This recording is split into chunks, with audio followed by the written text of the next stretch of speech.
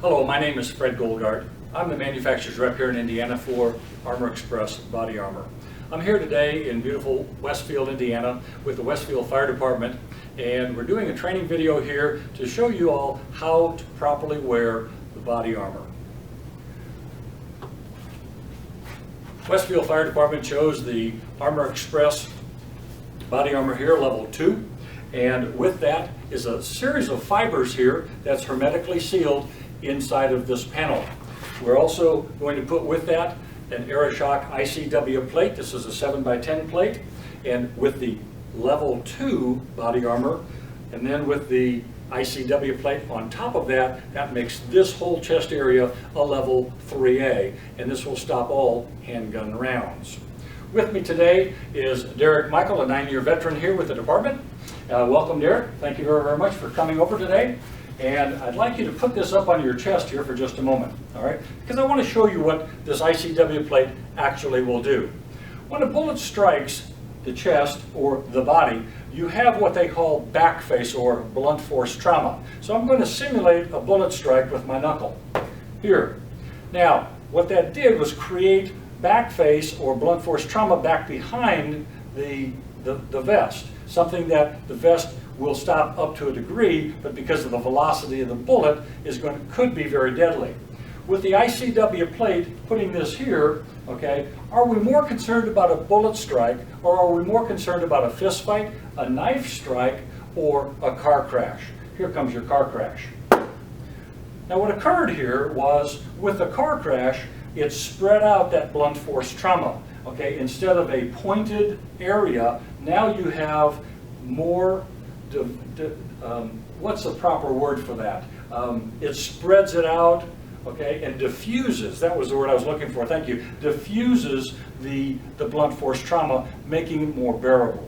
Okay, now, with the body armor here, we put that inside of an OCS carrier here. Hold that for just one moment, thank you. The OCS carrier here, OCS stands for Overt Carrier System, and on here we have the Fire and EMS ID tag with the beautiful Westfield Fire Department logo, but more importantly on the back we also have a larger ID tag for Fire and EMS so that the people behind you can tell who you are. So what we want to do today is show you how to properly put this body armor on.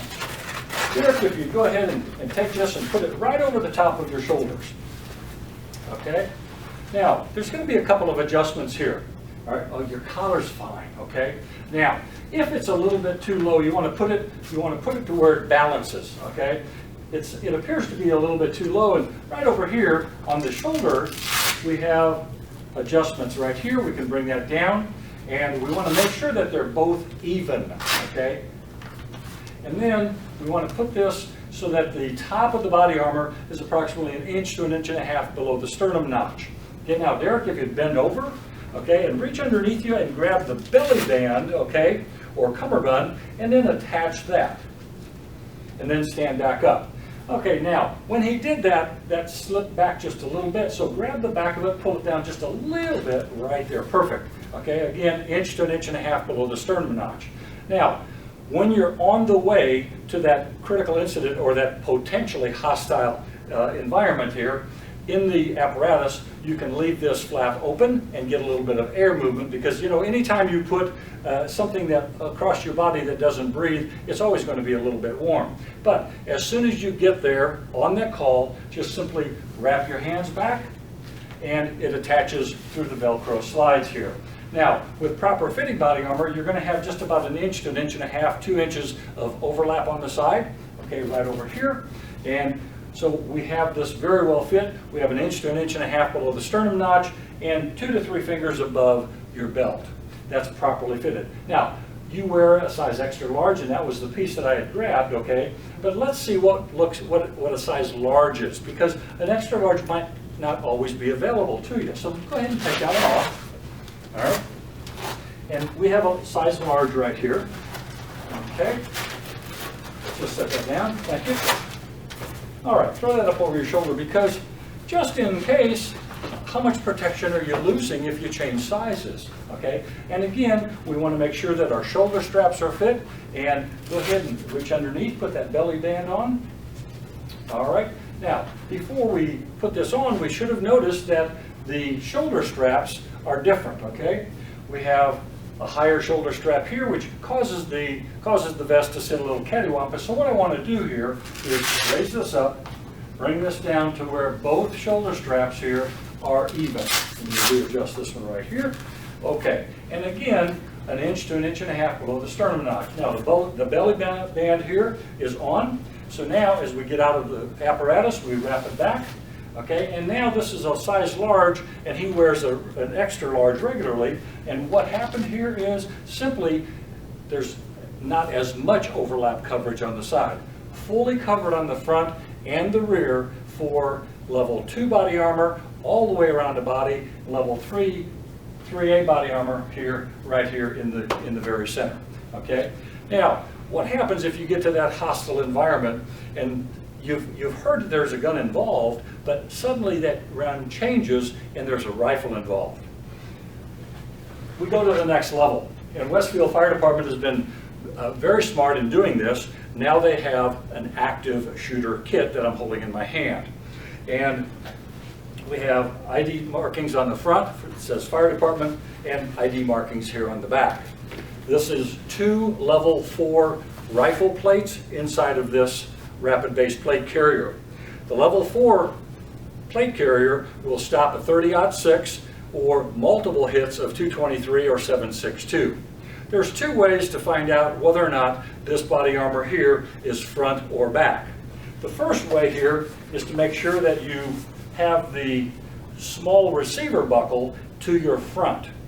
And then something that the chief did here at Westfield, and I really congratulate him for doing this, but on the inside he marked it so that it says Ladder 81 Seat A.